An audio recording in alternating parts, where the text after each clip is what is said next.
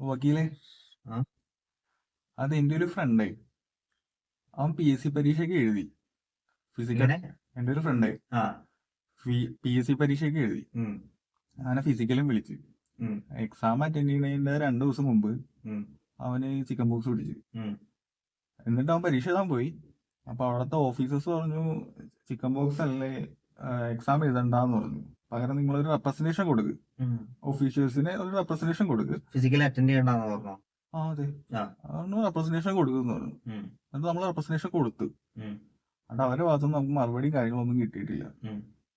ഞാനിപ്പോ ആലോചിക്കണത് ഹൈക്കോടതിയിൽ വന്നിട്ട് എന്തെങ്കിലും ചെയ്യാൻ പറ്റുമോ എന്ന് അറിയാൻ വേണ്ടിയിട്ടാണ് ഉം. സാറെ കാണാൻ വന്നത്. ഇത് ശരിക്കും നമുക്ക് ഹൈക്കോടതിയിലേക്കല്ല പോകേണ്ടത്. ഇത് കേരള അഡ്മിനിസ്ട്രേറ്റീവ് ട്രൈബ്യൂണൽ എന്ന് പറയും. ആ. അവിടെയാണ് ഈ പറയുന്ന പോലെ സർവീസ് റിലേറ്റഡ് ആയിട്ടുള്ള എന്ത് പ്രശ്നങ്ങൾക്കും പരിഹാരം അല്ല. ഉം. അതായത് ഇപ്പൊ PSC നടത്തുന്നത് സർക്കാർ നിയമനങ്ങളല്ലേ, ഉം.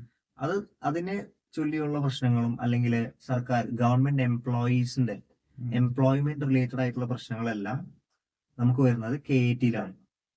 ഇത് തന്നെ സെൻട്രൽ ഗവൺമെന്റ് ഉദ്യോഗസ്ഥരാണെങ്കിൽ CAT എന്ന് പറയും, ഉം. Central administrative tribunal. ഉം. ഇവിടെയാണ് ഈ കാര്യങ്ങളൊക്കെ സ്വതവേ റിഡ്രസ് ചെയ്യാറ്. ഉം. ഓക്കെ, ഉം. അല്ലാതെ നേരിട്ട് ഹൈക്കോടതിയിലേക്ക് പോവുക എന്ന് പറയുന്ന ഒരു തെറ്റിദ്ധാരണയാണ്. ഉം. പോവാൻ പാടില്ല എന്നല്ല, ഉം. പക്ഷെ ഇവിടെയാണ് നമ്മൾ യഥാർത്ഥമായിട്ട് ജൂറിസ്ഡിക്ഷൻ വരുന്നത്. ഉം. മനസ്സിലായോ? മനസ്സിലായി.